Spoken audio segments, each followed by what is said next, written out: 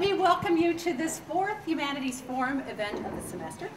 My name is Rebecca Bowling, and I am the director of the Drescher Center for the Humanities. And I want to alert you to a couple of upcoming events so that I get that out of the way and we can focus on our special occasion today. There are two more Humanities Forum calendar events. One is on the 15th of April, where Elise Levine is going to be doing a reading from her book, Last One In. And the other one is on April 30th, and John Sturgeon from our Visual Arts Department, who is the Lipitz professor this year, is going to be giving a lecture on poetic narrative, nonlinear strategies for digital cinema. So a little more high-tech than we often are. And then finally, we have a special event that wasn't in our calendar. Many of you who came to events in the fall probably realized that we were commemorating the 60th anniversary of the UN Declaration of Human Rights. And as part of that celebration, we had invited the UN Deputy High Commissioner for Human Rights, and she is now coming. She will be here on May 5th. She will be speaking at 7 p.m. in the UC Ballroom, and we have some flyers out on the table next to the elevator. So please mark your calendar. We will be doing, of course, some advertising as well. She's going to be speaking on the United Nations' role in defining and protecting human rights. Ms. Kang, who is the Deputy High Commissioner, is from the Republic of Korea, and she is Assistant Secretary General of the UN. She is flying all the way here from UN headquarters in Geneva just to speak at UMBC. So please save the date on your calendars and keep an eye out for more publicity. This is really a big deal. Today's lecture is the Daphne Harrison Lecture, named after Professor Emerita Dr. Daphne Harrison. Dr. Harrison is former chair of the Department of Africana Studies and the founding director of UMBC's Center for the Humanities, our predecessor center to what is now known as the Drescher Center for the Humanities. Dr. Harrison came to UMBC in 1972 as an associate professor of Africana Studies. In addition to her work as a teacher, during which she spearheaded a 2-year effort by UMBC and Baltimore school teachers to discuss racism, she also acted as founding director of our Center for the Humanities until she retired in 1999.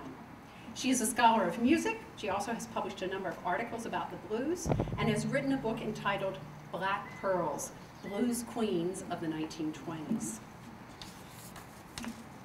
As a professor and faculty colleague, Dr. Harrison relished working with a variety of campus groups, including Gender and Women's Studies, the Music Department, the Meyerhoff Scholarship Program, and I just heard she will probably be working with them again this summer.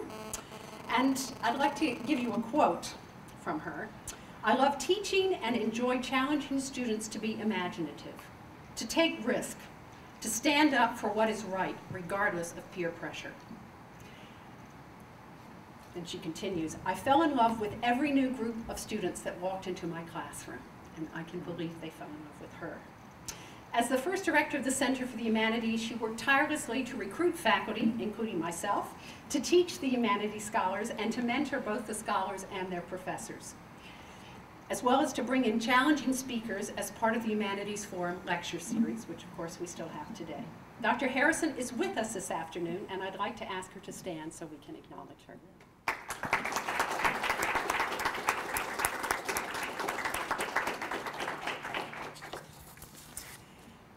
Now, it is a real pleasure for me to introduce our speaker this afternoon, Dr. Carla Hayden, director of the Enoch Pratt Free Library here in Baltimore. Dr. Hayden grew up in Chicago and earned her undergraduate degree from Roosevelt University. She went on to earn 2 advanced degrees, including a PhD from the University of Chicago's Graduate Library School.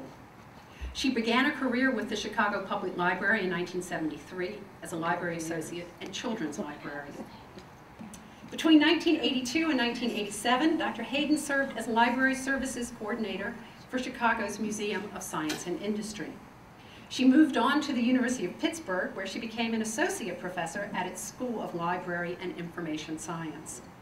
Then she returned to her native city of Chicago in '91 to become Chicago Public Library's Deputy Commissioner and Chief Librarian.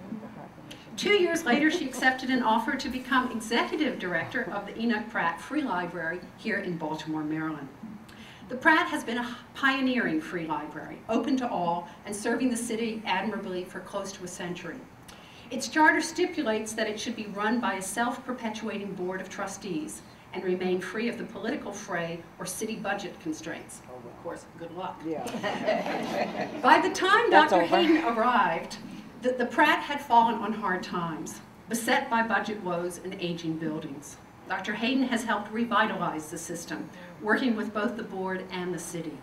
She has updated its technology and with the help of a private fundraising campaign has had an annex for the Central Library built. She's also improved the Pratt's outreach services to the neighborhoods it serves, especially with an after-school center open to teens that offers homework assistance as well as college and career counseling. For her work, Dr. Hayden was honored with the Librarian of the Year Award from Library Journal magazine in 1995, becoming the first African American to win the professional accolade. Dr. Hayden's high profile, thanks to her work partly at Pratt, made her a natural for the candidacy of the American Library Association presidency. In 2003, she became the third African American librarian to win election to this oldest and largest professional organization of librarians in the world. As ALL president, Dr. Hayden announced that, quote, equity of access was one of her primary goals. As she explained, equity of access can be defined as people having the right to unlimited library services and materials, no matter their age, ethnicity, physical ability, income, language, geographic location, or the type of library they are using. Dr. Hayden is also well known for openly challenging the Patriot Act, passed by Congress in just weeks after the 9/11 attacks in 2001.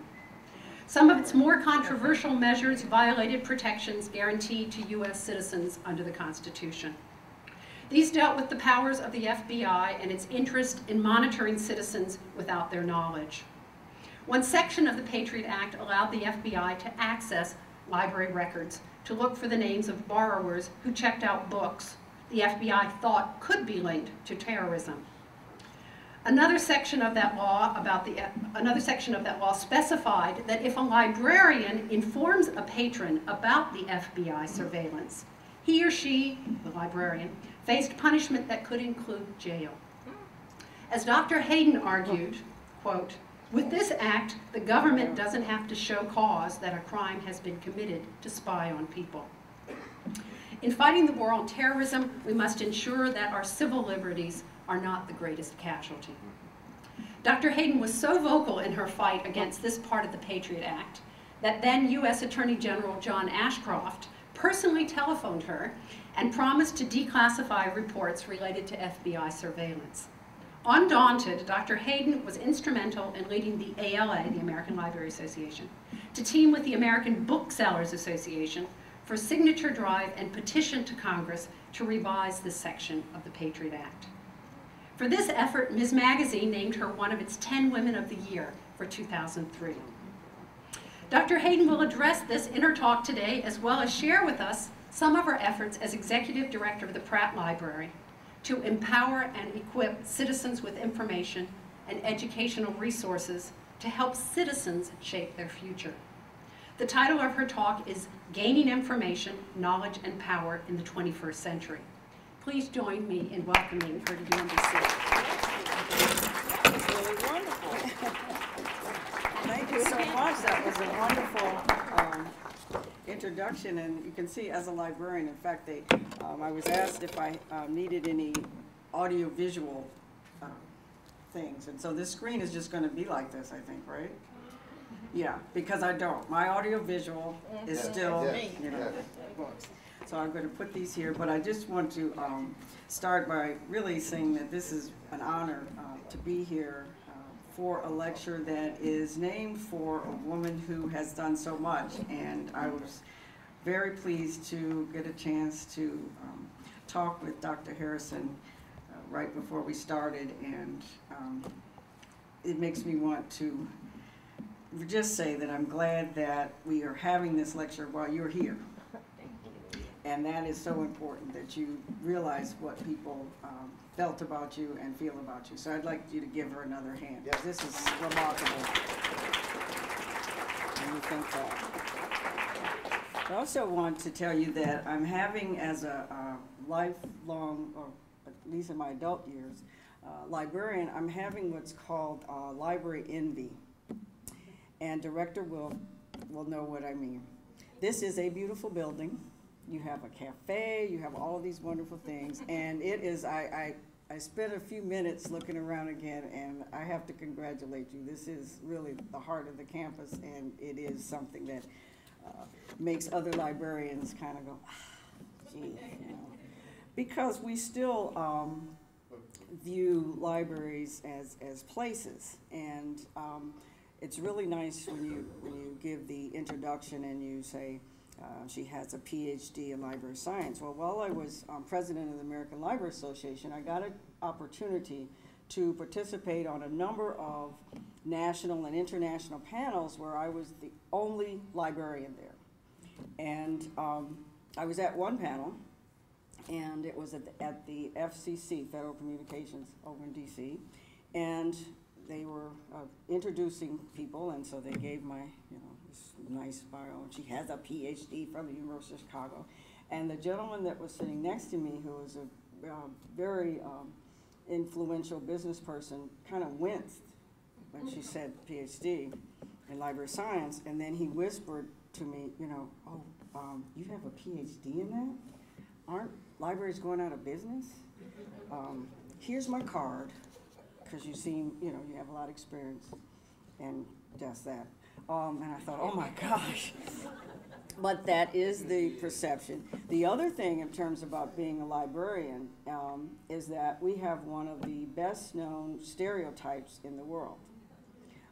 You say librarian, and people either snicker, or if you have seen television commercials, you will see, and the one I really hate is the woman that's, it's always shh and doing that, and she's pulling the book card and it gets away from her and it slides down, and that's like disaster.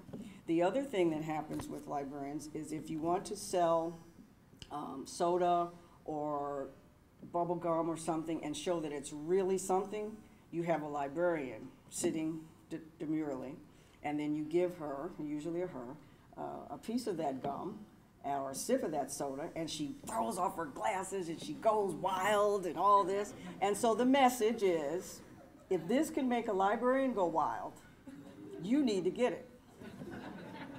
Because we are not known for that. And so you can imagine, it was an honor to be elected the president of the American Library Association. It's 100-something years old. It has been the force behind libraries for years. But when they called me to see about being part of the American Library Association in this leadership role, we had just had a very hard time in Baltimore. We had to close 5 libraries, and there was a big uproar in the community, and we were very glad there was uproar. Was up in arms, and I asked the people that called, I said, do you know what's happening in Baltimore? And they said, yes, we do, and we want you to represent us, because you're like the canary in the tunnel, in the coal mine.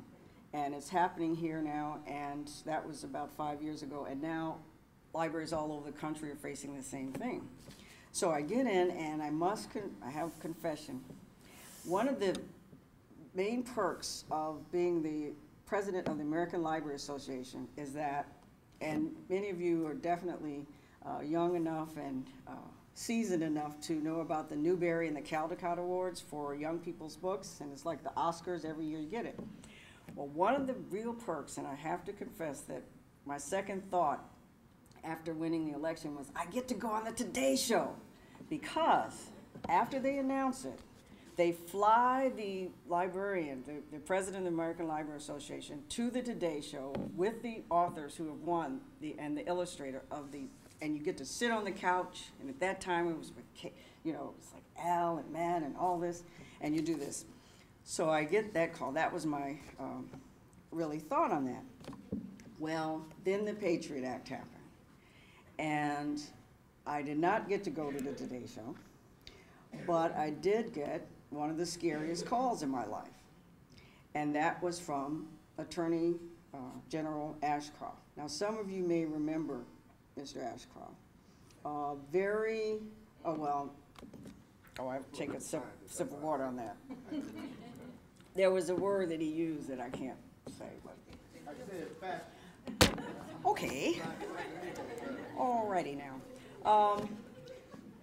Very strong personality, and at this time, the nation and was gripped in really fear after 9/11, and it was a very scary time for so many people, and there were attempts to basically close the borders of the United States and to clamp down on anything that would let anything like that happen again. And the Patriot Act was passed pretty hurriedly, similar to some other acts that get passed pretty hurriedly. And does anyone know what the Patriot Act really stood for? Because it's an act, you know, it stands for something. It's not just being a patriot. Let me read it to you. It was the uniting and strengthening America by providing appropriate tools required to intercept and obstruct terrorism act, Patriot. Now think of how many people had to sit and say, how can we get this bill to really symbolize something like patriot? And so they put all those words in it, and it became law. And that one section, Section 215, was the section that allowed the federal government to come into libraries and not only look at what materials people had checked out, but also the databases that they were looking at. And what librarians felt, and still feel, is that there is a distinction between interest and intent. That, especially at a time when something serious was going on, people wanted to know, what's jihad? What is it? You know, that's a natural instinct. You hear all this stuff in the news, you want to find out about it. And that doesn't mean that you're going to join. That doesn't mean that you're going to go and do something, but it means that you're interested in it. And the most difficult part was that for the library world, it seemed to break a bond that we had with the people who come in and ask for information, or people who get to us online. One of the basic tenets of librarianship is that you provide information and you provide the materials, but you don't ask what the person really intends it to be, only enough to make sure that you are giving them the right information. So you may ask questions just to make sure that you're getting at what they need. But that's as far as you go. Now I must tell you, there are times when you really want to know what they're asking it for. And librarians get some very interesting questions. If you look at the television show Jeopardy, you may notice that from time to time, and a fair number of times, there are librarians there. Because most librarians, and some are specialists, and in an academic setting like this, you will have librarians who have double masters and PhDs who are subject specialists in areas. A lot of the librarians in the general public libraries are, they love to find out things. I mean, that's their passion. And so, for instance, you will get calls in libraries, especially public libraries, about, you can imagine, during the impeachment proceedings for President Clinton, the top question that was asked in the public library was, just imagine what it could be. Top question. Nothing heavy or deep. It was, what are the astrological signs of Bill, Hillary, Monica, and there was some other woman. That was Linda Tripp, I think it was? Yeah. What are their signs? So that you could find out. And we answer that. We would answer that question. Librarians answer questions in terms of sporting events. And we call it books and bars, in a sense. You will get questions, and we have 24-hour, now it's a lot of it's online, it's chat.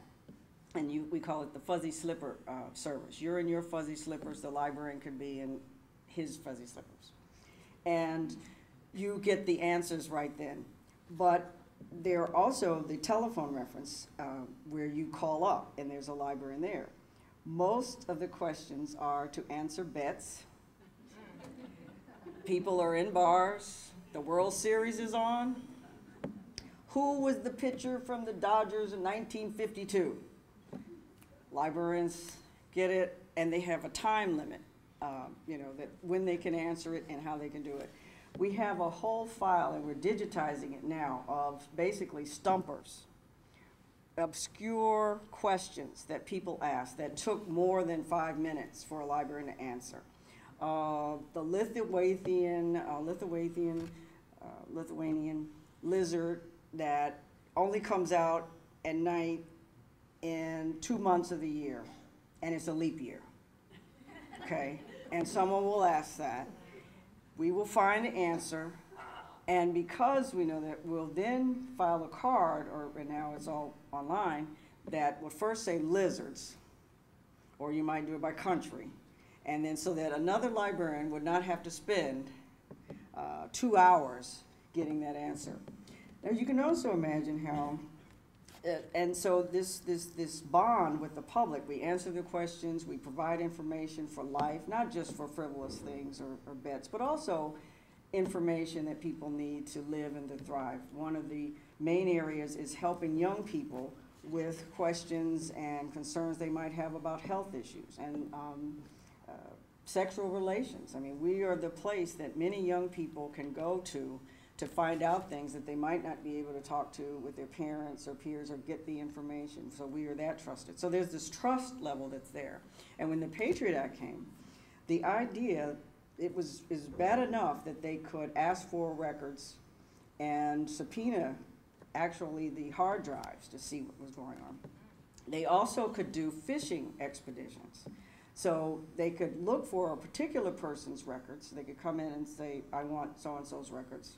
And you have to do it. But then they could also say, you know what, this particular database has this file on it, or this book has something in it. Let's see everybody who's checked out that thing or looked at that database.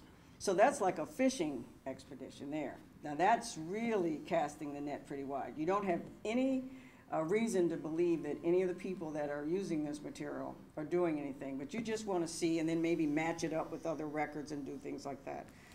So all of that without a warrant or any type of legal thing in front of a judge or anything that says we have the right to do this, because usually when you have that legal background to ask for records, you have to show some proof.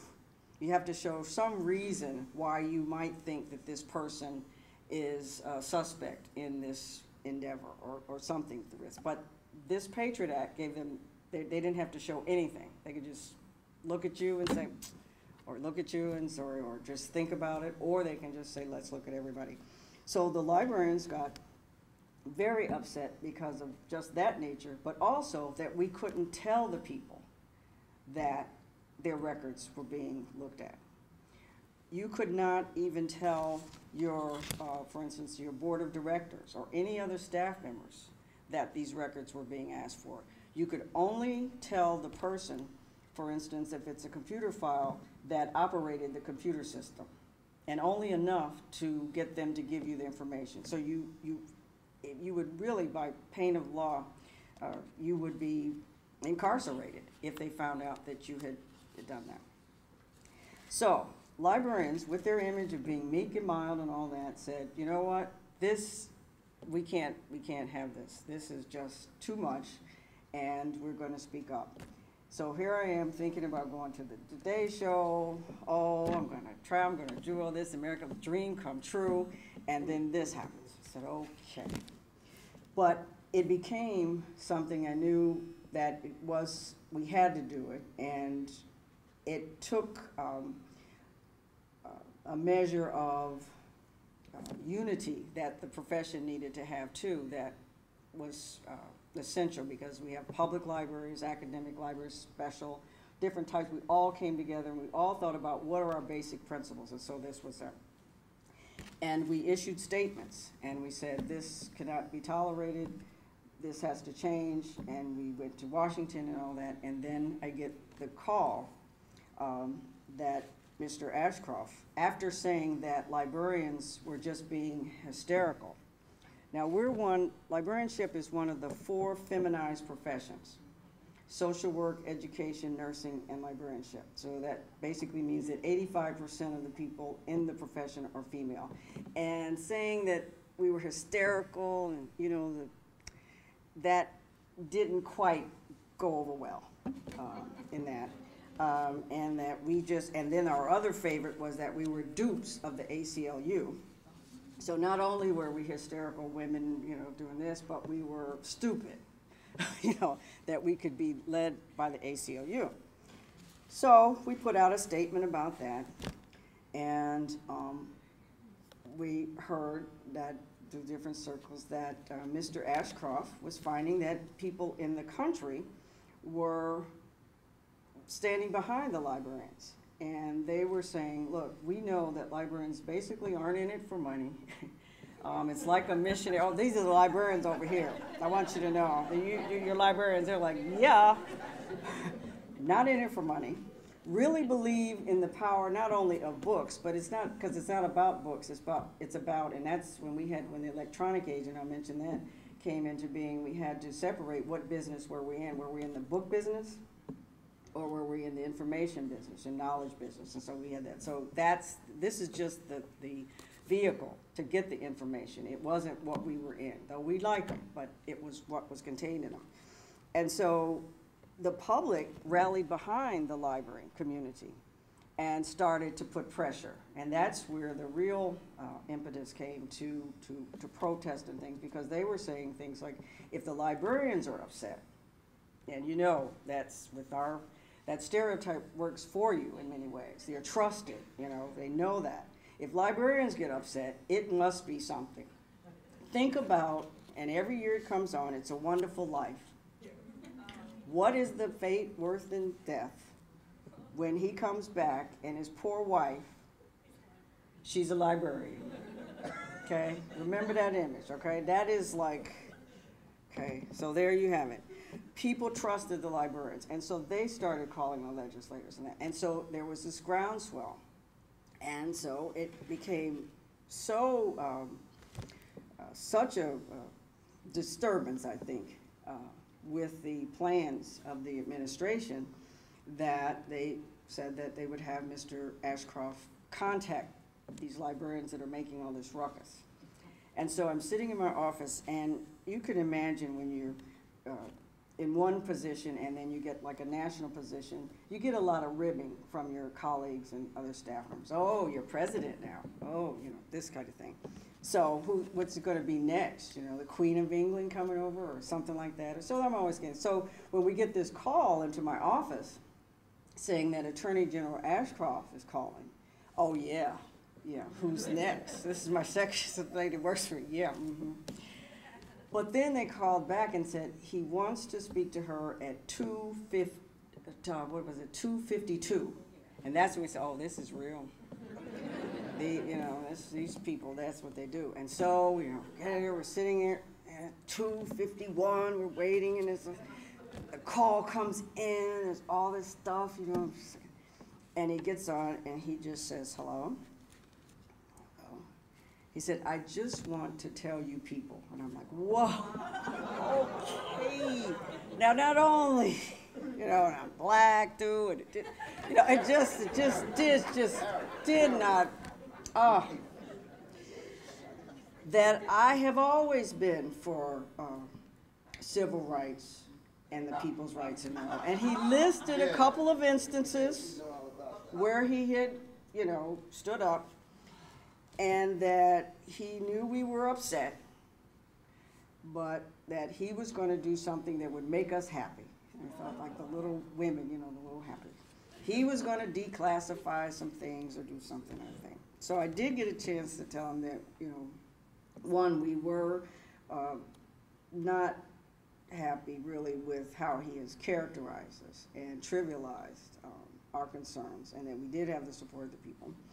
and for good reason, and that we just wanted to make sure that there was no conflict with trying to protect the country and people's right to know. And that's all we were in it for. And that we would appreciate him declassifying things, but we also would appreciate him at least respecting our right to question and that. So he gets off fine. Then he, the next day, releases a press release saying, yeah, these librarians, they just get so upset. I'm going to declassify a few papers, and that's it. And then we had to issue another statement, and then it went back and forth. He had an unfortunate medical condition. He had like a heart attack, and I tell you, people were calling me, asking me, where were you in the universe when that happened? But that that really, as I said, made librarians think about what they really stood for and what our roles could be in this electronic age. And and looking at the fact that we were in the information business and the knowledge business, also we're connected with the act of reading. And there's a book that I'd like to just recommend. It's a paperback, The Gutenberg Elegies, The Fate of Reading in the Electronic Age. What happens when everything is online? Now, you know you're reading when you're online. Oh, I'll leave them here. And some of you are, this new book that's out, Born Digital, that you are what is called your digital natives.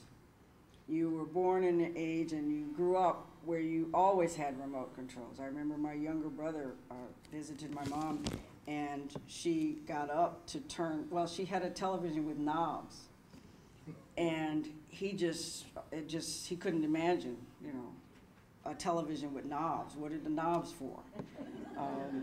And that when you have people who have never had to use a public telephone, that there are people in this room that remember that when you left the house or wherever you were without a phone until you could find something on a corner or somewhere and put a nickel or dime in.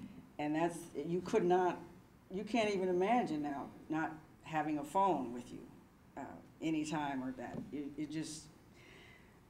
So you were born digital, and you're a digital native. And so the conflict, and it's not a conflict, actually it's very exciting, because people in my generation are called double spacers. You can tell us because when we type messages and things, we will put an extra space between sentences, because that's how we were taught from the keyboarding and things like that. And so we're double spacers. So when you see somebody double spacing, that's a tip-off of maybe their age and how they do that. So you have a library profession that was based, and these books are about risen, why libraries are here to stay. The technology that almost took the library's power away is now giving it back. Sacred stacks, the higher purpose of libraries and librarianship. It's getting to the fact that the mechanism of communicating the information might change, and that means that how we view what we do has to change. And I can tell you that I've had librarians who have come to me and said, this technology is too much. I'm not prepared for this.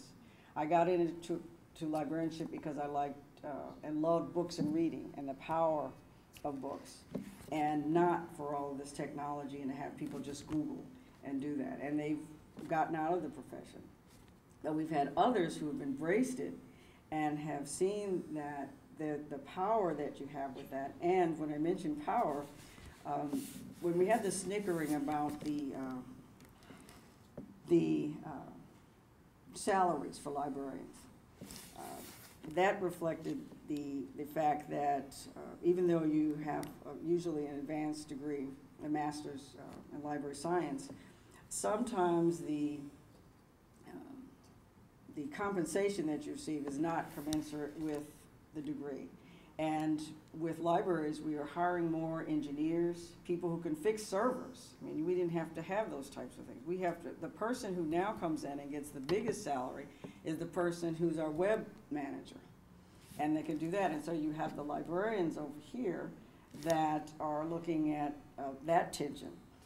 But the synergy that comes in is when you can realize that libraries as place are still important. And for instance, at the Pratt in Baltimore, we are the only place for many people to get online. We are that highway, that ramp onto the highway. 40% of the people in Baltimore City, and you'll find this in most urban areas, maybe not Seattle, but on a lot of urban areas that have difficulties, and some rural areas are not digitally connected. Rural areas you don't think about as much because you just don't realize the difficulty of getting the broadband and getting just the connecting parts together to bring technology to that. Wireless is definitely helping. And so when you realize that so many people cannot get online and so much information, 85% of jobs now, and these are all types of jobs at McDonald's, things, require you to file your application online. 85% of jobs. If you don't have an internet account, if you don't have a computer at home or at school or something, how are you going to do it? And so we're finding that people are flocking to public libraries to perform those basic functions. They're also flocking to libraries, and I really got this at that same conference of the FCC.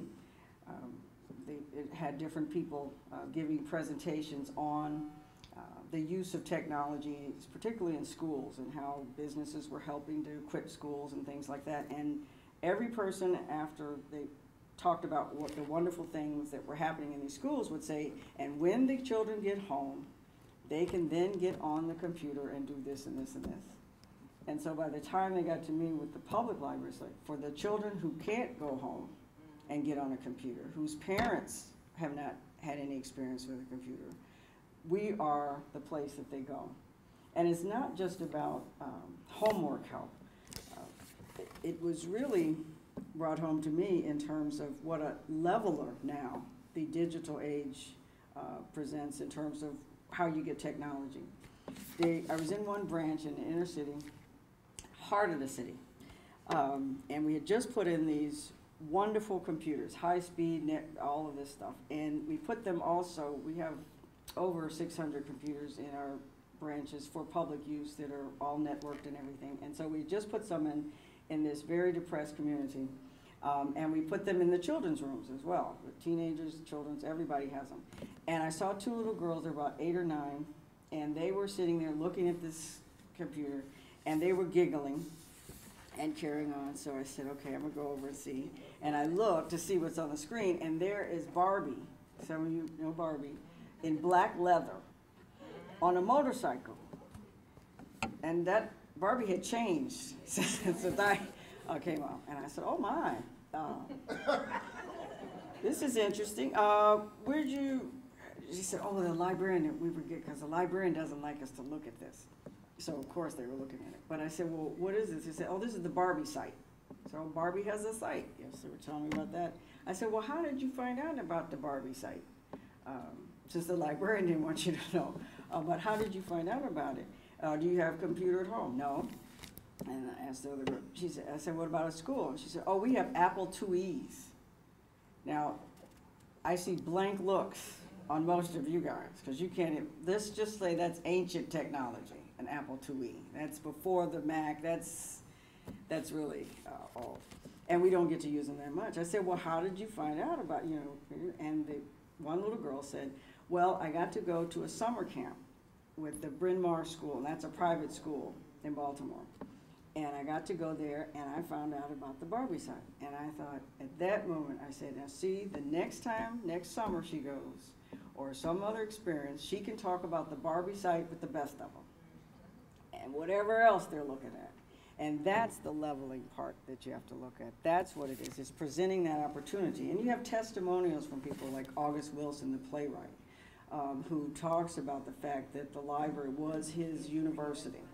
And that's it. And we have people coming in today to libraries that are getting online, doing all kinds of things, and at least have that experience and are able to engage. Now, another book that I have to recommend is called a hell of a book, an instant classic, is Everything is Miscellaneous, The Power of the New Digital Disorder. I mentioned that librarians, it's a very traditional profession because for many years, before the format of transporting information changed to electronic, the book was the major vehicle for hundreds of years. And librarians, and when librarianship was developed, we spent a lot of time categorizing the books, putting information in order, the Dewey Decimal System, just another book, if you want a revisionist history of Melville Dewey, Apostles of Culture. Mr. Dewey was an obsessive compulsive. He's now been diagnosed as that. About in the 1850s, he had an obsession with time and death and things. So he had like 70 clocks all through his house, and he went around trying to put all of them at the same time. He wanted to control. He was, just interesting, and he thought books, knowledge, that has to be put under a tent. He developed the Dewey Decimal System, and he was the person who introduced females into the profession. Before Melville Dewey, the stereotype of the librarian, now you have it as the female with the glasses and the bun, but before that, before the 1860s and 70s, librarians were, he's looking at the librarians over there. Before that, the stereotype of a librarian was like the Ichabod Crane. It was the very skinny, bent over gentleman in the black suit that was a gentleman scholar. But when Melville Dewey, who opened and started the first library school, and he wanted to have all of these procedures to stamp books, to put them on their shelves, do that, so that you can get at it and just do that, he found that he might need other people to work in libraries, and he said, females. And he has been credited with saying that females are perfect for this new library science, and that's how the term library science came in. Because females can stand, they have patience, and they can stand repetitive work. And so that's when females in the 1870s were allowed into the profession, and then it went on from there. He also was thrown out. He was the first president of the American Library Association. He was thrown out after his first 10 years for hanky-panky at one of the conferences with some of the females. So that's it. But Apostles of Culture. Yeah. But looking at that, what the profession has done and why people are going and seeking knowledge and how that is powerful. One of our best recruitment tools now in librarianship is to tell people and to let them know that by being in this profession, you are empowering others. And especially if you work in the public arena, because you are putting these tools. If the government wants to control, there's a book called The History of Reading by Alberto Manguel, and it's a nice kind of coffee table book because each chapter talks about a feature of what reading has wrought. For instance, you didn't need glasses and optics, the whole history of optics, before you had print. You didn't need to have that. There's a chapter called Forbidden Reading, and it pictures, there's a photograph of a slave outside of a cabin with a book, and it's very, that was very unusual because as Frederick Douglass in his autobiography states that he was forbidden to read, and once you learn to read, you're forever free. Also in that chapter, it talks about the burning of the books and things like that. It's not the object, it's what's in it. And he said that as dictators, tyrants, slave owners, and other illicit holders of power have known, an illiterate crowd is the easiest to rule. Yes. Because once you teach the act of reading, it cannot be undone. If you cannot prevent people from reading or learning to read, the second best recourse is to limit its scope. And when people talk about limiting and restricting the information that you can get, they're really, I think,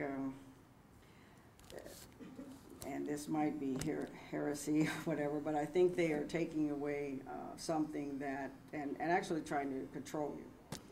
And so the fight for information and making information free can lead you down some interesting paths. We have gotten into battles because people have said you can't put, for instance, there are books about the Holocaust that say that it didn't exist. And librarians have been under fire for buying those books and making those books available. And basically what our creed says is that you let the books battle it out on the shelves. That restricting the information is not really going to do what you hope it will do, but it also is not that effective, and you should let the ideas battle themselves out and provide it, and let people make their own choices about that. So that's where you get into censorship. The power of knowledge is not going to change in the electronic age. In fact, it's making it so much more accessible to so many people. The fact that you can go in now and Google something and find out all the information just makes it more exciting, I think, to be in the profession I'm in, but also to be living in this age. It's also challenging because many people, and we found this with young people, they believe that there is, and this is in that Born Digital, that if it's on the screen, it's true. And it's the first, because there's the whole mystique of a machine being efficient, it's that. It's not going to put anything on there that's that. I mean, you can tell something that's obviously fixed and things like that. But when people are presenting information, and so what we now do, and really a lot of instruction, is how do you tell that it's a reputable website? How do you tell that the information is something, and that's the whole Wikipedia controversy with that if anybody can put in there and change the information, who becomes the arbiter of what is correct in that? So that's where the power is, and the idea that information is power is even more true now. So I'm going to stop. I know that you had time to open it up, and I'd be happy to Your last statement hit me right where I hurt when I'm teaching, because I get papers. Well, I got it offline, and they may have cite two authors, and that's it. And I have gotten to the point where I reject those kinds of references unless they can back them up. But I really would like to know how to help them to use that technology to get good, accurate sources. You could, one thing that we do sometimes with teaching how to determine what a reputable site is to make it like a treasure hunt and say, what are all the sites that cover this topic, and bring them up and look, and then see what would you use to determine that. Is it the qualifications of the contributors? Who is it? Where is it? How often is it posted? All those types of things. So look into just the nature of the sites has been helpful. If it's coming out from a university, or if it's coming out from a reputable organization, you take that. And it's funny because those are the same things that we used to do and use when we would review books. And that's why very few self-published books are on public library shelves and others, because you know that's a particular point of view that hasn't been vetted by, that's why you don't see many of those now. And now that anybody can publish, so just making that part of the assignment before you even start with giving them just to show what the sites are. And we've had to really do that. And some of the people, I think, have been surprised when they find out who's behind this. One of my favorite cartoons, and you've probably seen it, and it's now iconic, is when you have the dog sitting at the computer, and he says, "I bet he doesn't know I'm a dog." So you don't know who's behind that screen. And with Facebook, I mean, I would be 15 pounds lighter, a little bit taller. If I had to do my Facebook page, I'd find somebody else's picture. I mean, why not?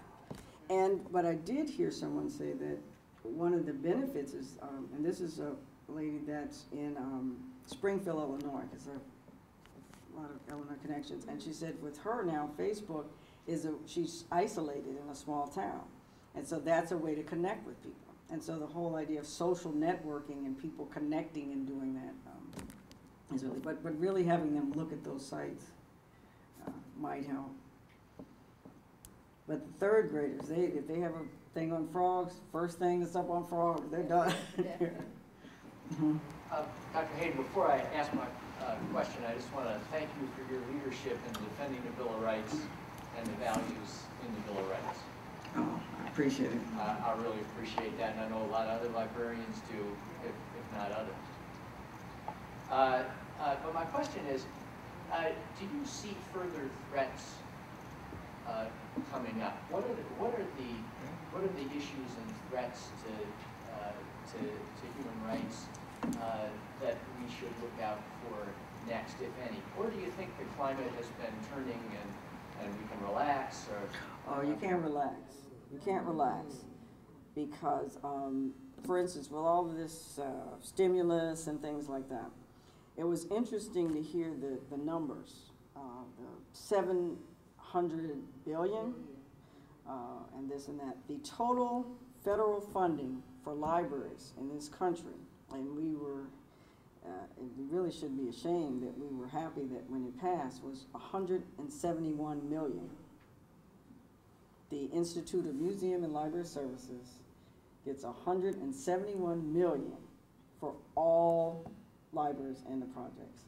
So the threats are more looking at priorities and looking at when you talk about education, you should include the unit that can give education to people who aren't in formal education programs. Libraries have been called, public libraries, the people's university, that so many people have educated themselves and have been able to make it through public libraries. They haven't had the opportunity to be in school. So looking at the funding and how things are shaped is very important as we look at that as a threat. Because if the people don't have access, when now more people are coming to libraries than ever before in this economic crisis. There are all types of people. And then at the same time, library funding is being cut in a lot of these areas. And when you restrict the access, the number of hours that a library is open for people who don't have computers at home, you're restricting their access. So that's something I think we might need to just keep an eye on, where that funding goes and how much we get. Well, I want to thank you. Oh. You mentioned digitizing. Yes. And I'm wondering when Pratt is going to be digitizing books, because there are some of us who like the feel of a book in our hands. And I've been reading about, I think it's Amazon Kindle. Yeah, the Kindle is very popular. Downloading and stuff, and that's going to be popular. I saw a student with one of those things, yep. and I was disenchanted. But do you at Pratt intend to do that sort of thing? Actually, we're doing it, and we have a project called the Gutenberg Project, where books that aren't in copyright, and that's one of the major difficulties with digitization is the copyright, because authors want to be able to get paid. And so the publishers are looking at that and everything, but we are books that aren't in copyright. It's like 75 years. We're digitizing and getting federal funds to digitize. So there's a lot online now that you can download through our website. Others can. Yeah, but think about the fact that with this paperback, you don't need to plug it in. So someone said that if you hadn't invented books before, you would now, because it's low energy, recyclable. You can take it anywhere, you can do that, you don't need an energy source except for you. When the computer's down. When it goes down, you can't get to that. You can't right. get to your thing. So that, the Gutenberg Elegies talks about that. That's Everything's Miscellaneous.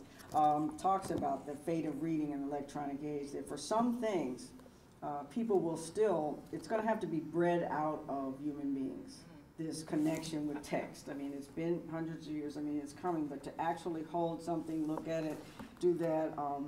We did an exhibit of what people leave in books.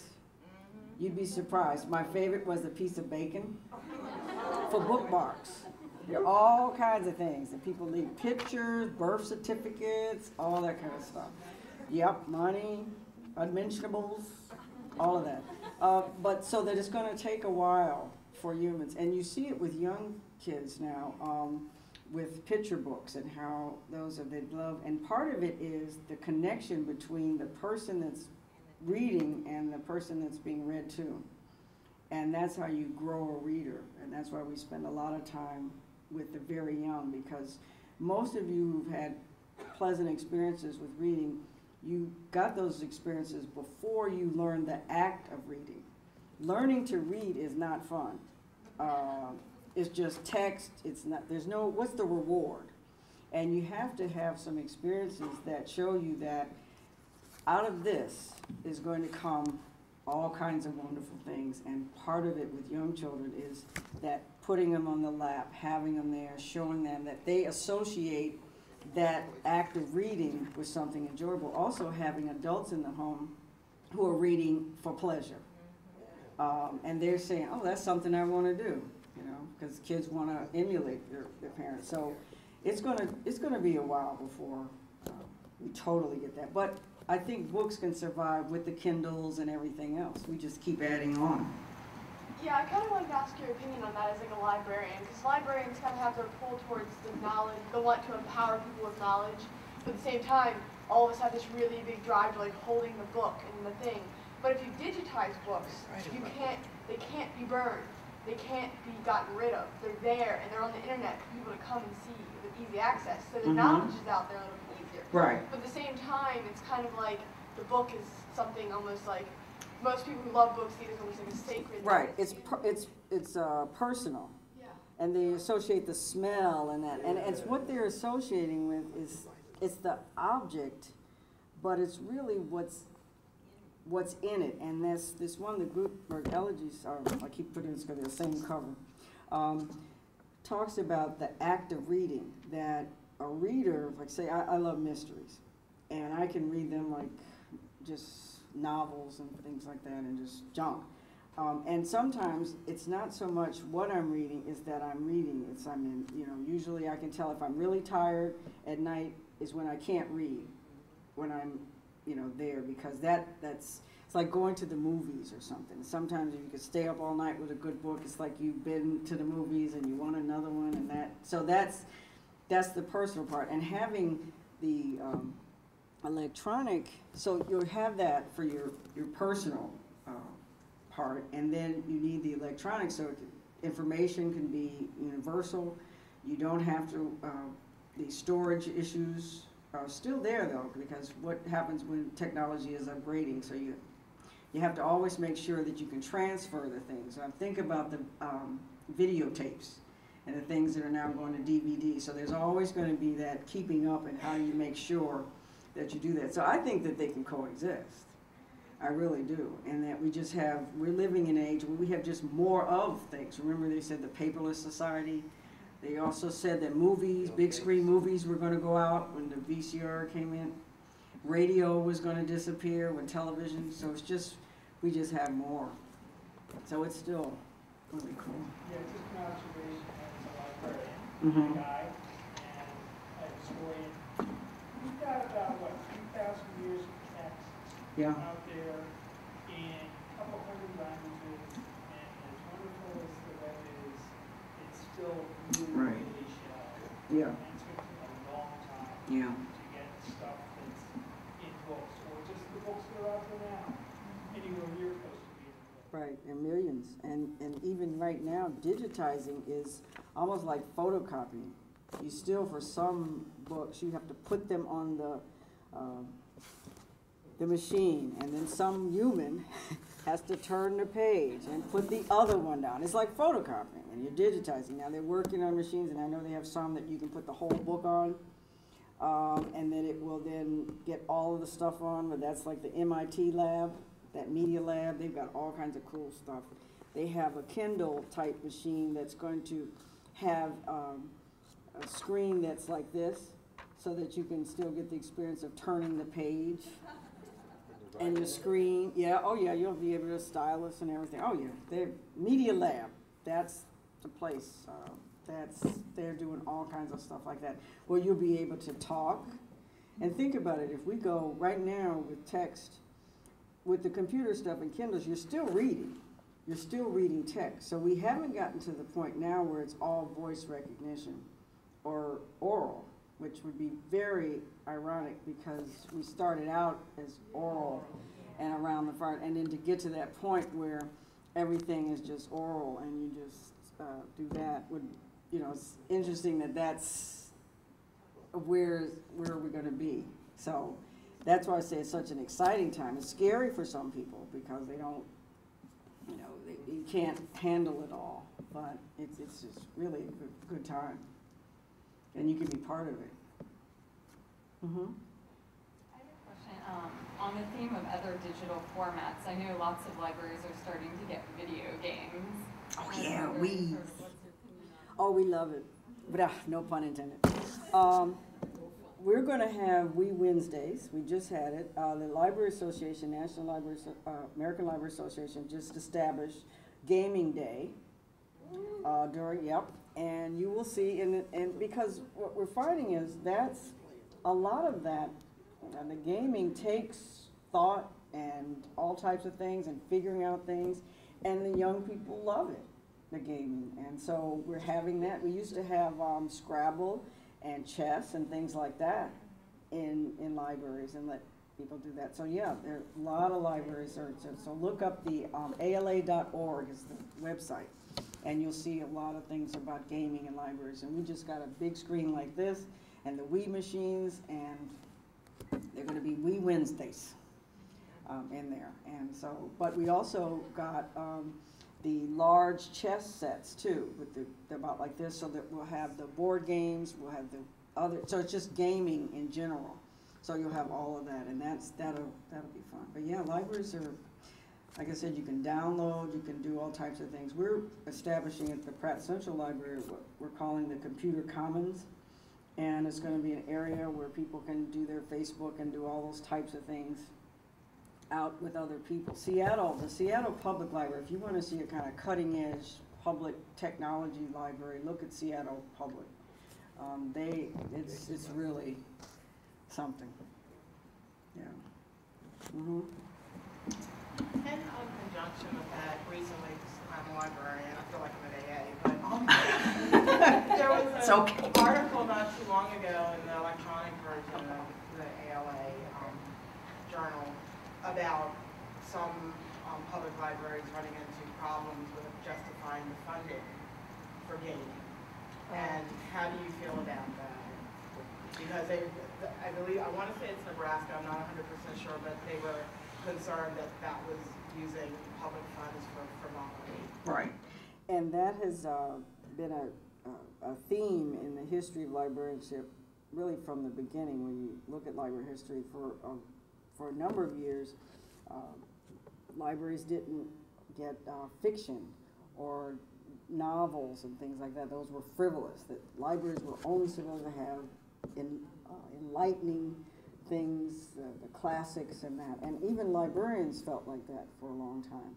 And so now they are, when those types of discussions come up, and usually they're with elected officials, who sometimes have those stereotypical views of what libraries are. They talk about the equity part. A lot of the young people, just like they don't have computers, or just like people tell us from their own experience, they didn't have the World Book Encyclopedia, they had to go to the library. There were different things like that, that a lot of the young people don't have the games at home and do those types of things, and that you can entice them to other things while they're in there. So you have to talk about those issues as well. And being with elected officials can be quite interesting. Some of them are not library users, and some are challenged in terms of ideas and knowledge and things like that. And so it's always interesting to interact with elected officials. But sometimes you get a chance to interact with an elected official who has had experience with libraries or knowledge that has changed their lives, and that's when you get those library champions. Some of you may have read that Mrs. Christine Starbanes passed recently, who was on the Pratt Library board, and she talked about the fact that when she was growing up, she had a difficult childhood, and she went to the library every day, and that was the place, that was her sanctuary, and that she learned about things that she never would have learned about at home through the library, and that led her to getting scholarships and going to Oxford and meeting her husband and all of that stuff. And so you do have people in the public arena who have been touched by libraries, and that's where you have to say, you never know. I wanted to read this one letter. We were doing a strategic plan, and those of you who've had the opportunity to do strategic plans know that sometimes that might not be the most engaging activity to do a strategic plan. And so I was about getting ready to go, and we were right in the midst of doing a strategic plan and getting ready to get at the end, and I had to go to a city council budget hearing to defend the budget, where we had been at this committee the previous year, and one of the legislators said, why do you need libraries? People aren't reading in this city. We have a 38% illiteracy rate, so we don't need as many libraries. This was the person said that. So I'm preparing to go to this, and I get someone comes and says, we have something down at the information desk for you, and it was a letter, and it was on notebook paper and handwritten, and sometimes in libraries that's not a good thing to get those kind of notes. But I opened it, and here's what it said. Dear Miss Carla Hayden, good afternoon, exclamation point. I don't mean to disturb you from your busy work, but I just had to mention that this library is a very pleasant one to be in, and I'm glad that it is here. The atmosphere of the library is peaceful, quiet, and calming. The library is always kept clean, too. When I have trouble at home, which I always do, I come here to get rid of my anger and worries, which always turn into happiness. It's almost as if this library is a second home to me. The majority of the librarians have a positive attitude and always have a smile on their faces. I am glad this place has been established and has brought joy to many people whom have association with the people in this library. I hope this library will make it around to the next century. This was in April of 1999, right after the Columbine things were going on. I hope that this library will make it around to the next century to come, and that maybe someday I could find work with this library and be a blessing to someone else that has been a blessing to me. Sincerely, John Cherry, age 16, and he was an 11th grade student at Poly. And we have followed Mr. Cherry, and he is now a married father, and he went over to the Middle East and came back safely. But when I got that letter, I said, okay, I'm ready to go to the council meeting. And I just read that and said, this is what it's about. This is what it's about. So what are your questions? So thank you for letting me go on, because I could go on. But I appreciate it. And thank you, Dr. Harrison, for making this possible. Thank you.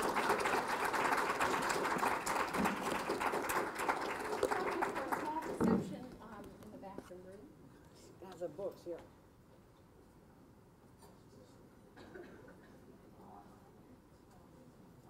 I just have one more. Can I do just one more? I gave this to Dr. Harrison. It's a small novella called The Reader, The Uncommon Reader, and it's on the bestseller list now. And it's about what happens when Queen Elizabeth becomes a reader. And it is hilarious, because a lot of the lords in waiting and things like that say, uh-oh, this is not good. The Queen is reading. And so it's a quick read, but it's a lot of fun.